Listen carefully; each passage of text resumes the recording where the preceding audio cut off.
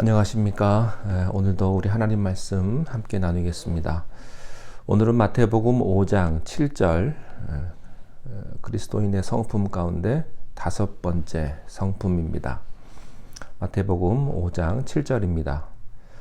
긍휼히 여기는 자는 복이 있나니 그들이 긍휼히 여김을 받을 것이며. 아멘. 크리스찬의 삶의 본질, 크리스찬의 특징은 그가 무엇을 하느냐에 있기보다는 무엇이 되느냐에 있습니다. 그렇기 때문에 외적인 결과보다 더 중요한 것은 내적인 동기와 태도입니다. 예수님께서는 크리스찬의 외적인 행위에 대해서 말씀하시기 전에 먼저 내적인 태도에 대해서 말씀을 하시는 건데요. 바로 이런 이유 때문입니다. 산상설교 첫머리에서 예수님은 크리스찬이란 무엇보다도 심령이 가난한 사람이다, 마음이 가난한 사람이다 라고 말씀하셨습니다. 그리고 그 죄에 대해서 심각하게 애통하는 사람이고, 동시에 하나님의 거룩을 바라보며 온유의 모습을 가진 사람이다. 그리고 의에 줄이고 목마른 사람이다 라고 4가지를 설명해 주셨습니다. 이러한 4가지의 성품은요, 모두가 다 공통점이 뭐냐면 하나님 앞에서 크리스찬이 누구인가를 보여주는 말씀이고요. 이제 오늘부터 나누게 될 또 4개의 성품은 앞에 4개의 성품과는 대조적인, 그것은 하나님과의 관계가 아니고 사람들과의 관계에서 크리스찬의 성품이 어떠한가를 보여주는 것입니다. 그런데 재미있는 것은 처음 4가지인 하나님과의 성품과 다음 4가지인 사람들과의 성품에 연관성이 있다는 것입니다. 즉, 하나님 앞에서 심령이 가난한 사람이 5번째인 사람들에게 긍휼을 베풀 수 있는 사람이고요. 하나님 앞에서 2번째 성품인 애통하는 사람이 6번째인 사람들 앞에서 깨끗한 사람이고요. 또 하나님 앞에서 온유한 사람이 사람들 사이에 화해자가 되는 사람이고요. 또 하나님 앞에서 의에 줄이고 목마른 사람들이 의를 위해 고난받고 핍박받는 사람입니다. 오늘은 사람들에게 대한 성품 첫 번째인 긍휼히 여기는 마음입니다. 이 긍휼이라고 하는 뜻은요, 죄로 인해서 깊은 상처나 징계를 받아 죽게 된 사람을 다시 회복시키시고 살리게 하는 그런 도움을 뜻하는 것입니다. 구약 성경에는 헤세드라고 하는 단어가 나오는데 모두 150회에 이 단어가 쓰였습니다. 주로 하나님의 성품이나 행동을 설명할 때 쓰여진 아주 중요한 단어입니다. 우리말로 긍휼로 번역을 했는데요. 또 다른 번역에 보면 변함없는 사랑, 친절, 또 따뜻한 마음으로도 번역이 되었습니다. 본래 이 긍휼은 사람의 마음속에 있는 것이 아닙니다. 죄로 인해 타락한 인간의 마음속에는 용서하고 치유하는 긍휼이 없습니다. 긍휼은 하나님의 마음입니다. 그것은 차고 넘치는 하나님의 조건 없는 사랑이고요. 무한히 용서하시는 마음입니다. 사람은 감정이나 상황에 따라서 변하죠. 변할 수밖에 없습니다. 그러나 하나님의 긍휼은 하나님의 성실하심과 함께 나타납니다. 하나님의 긍휼은 단순히 불쌍히 여기거나 용서한다는 뜻을 넘어섭니다. 그것은 조건 없는 하나님의 사랑이고요. 변함없는 약속을 의미합니다. 구약에 보면 하나님께서는 타락한 인류에게 끊임없는 긍휼을 보여주십니다. 어떻게 보면 구약은 진노하시는 하나님, 용서가 없으신 하나님 같아 보여도 사실 그 이면에는 하나님의 긍휼과 자비의 강이 흐르고 있습니다. 예수님께서는 긍휼을 우리들에게 보여주셨는데 누가복음 10장에 보면 이런 비유의 말씀을 주셨습니다.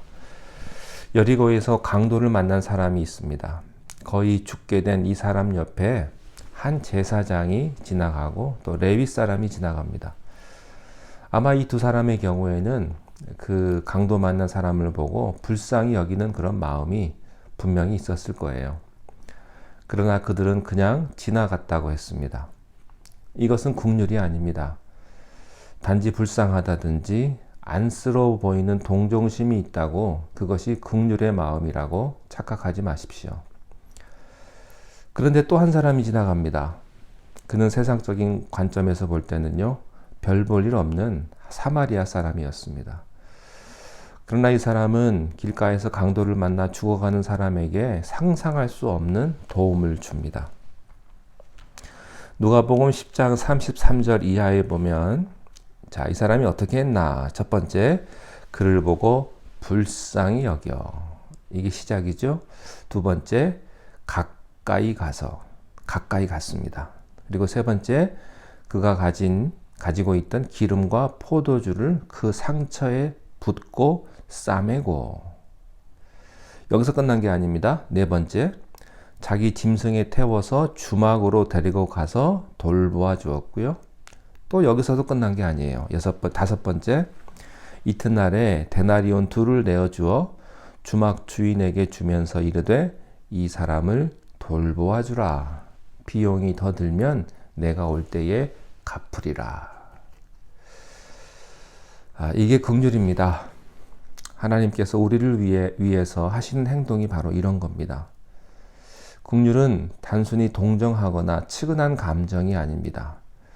그것을 해결하기 위해서 자기 이익을 버리고 구체적으로 행동하는 것을 의미합니다.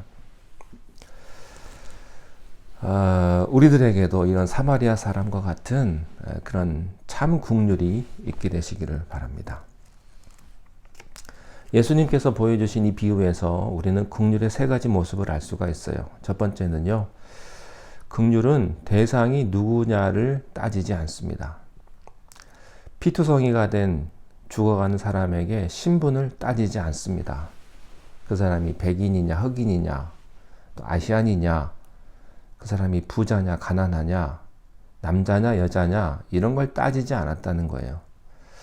도움이 필요한가 아닌가, 그 자체를 보는 게 긍휼입니다. 사마리아 사람은요, 강도 맞는 사람이 누구인가 확인한 후에 도와준 게 아닙니다. 그에게는 그 사람이 누군가 보다 당장 죽게 된 그의 형편이 더 중요했던 것입니다. 두 번째 긍휼은 자기 자신을 생각하는 것이 아닙니다. 자기의 이익이나 체면을 생각했다면 그는 결코 강도 만난 사람을 돌보지 못했을 것입니다. 그는 자기 이익과 상관없는 일에 돈과 시간과 정열을 쏟았습니다. 현대를 사는 우리들은 그렇지 않죠. 누구를 도와줘도요, 꼭 그 다음을 생각을 합니다. 자기 이익을 생각하고요. 자기의 돈을 좀 써도 자기 시간이나 정열은 쏟지 않습니다. 세상에서는 이런 사람들을 미쳤다고 그러고요, 바보라고 그래요. 이해가 되지 않습니다. 여러분, 참 은혜, 참 사랑은, 참 긍휼은 이해가 되는 게 아니에요. 인간의 감정으로. 세 번째, 긍휼은요, 감정이 아니라 행동입니다. 긍휼은 머리와 가슴으로만 하는 것이 아닙니다. 손과 발로 하는 것입니다. 긍휼은 구체적인 행동입니다. 자, 어떤 사람이요, 눈물을 흘리고 감격을 해가지고 말도 따뜻하게 하고 부드럽게 합니다. 그리고 끊임없이 가난하고 고통받는 사람에 대해서 이야기를 합니다. 그러나 그것이 긍휼이 아니라고 하는 것입니다. 긍휼은요, 구체적으로 말없이 행동하고 또 아무도 모르게 실행하는 그런 믿음입니다. 여러분에게 이 긍휼이 있기를 바랍니다. 오늘 말씀에 긍휼히 여기는 자는 복이 있나니 그들이 긍휼히 여김을 받을 것이다. 하나님이 여러분에게 긍휼을 베푸셨던 것처럼 여러분들도 다른 사람에게 참 하나님의 긍휼을 다시 베풀 수 있는 그런 은혜가 있게 되시기를 바랍니다. 기도하겠습니다. 하나님 아버지, 오늘 긍휼의 말씀을 주시니 감사합니다.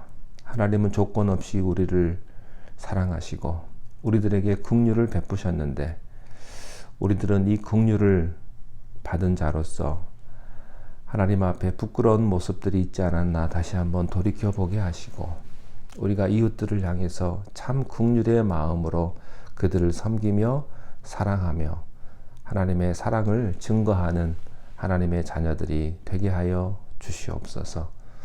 오늘 하루 살아갈 때에 하나님의 은혜를 나누게 하시고 하나님의 축복을 나누어주는 복된 하루가 되게 주님 인도하여 주옵소서. 예수님 이름으로 기도하옵나이다. 아멘.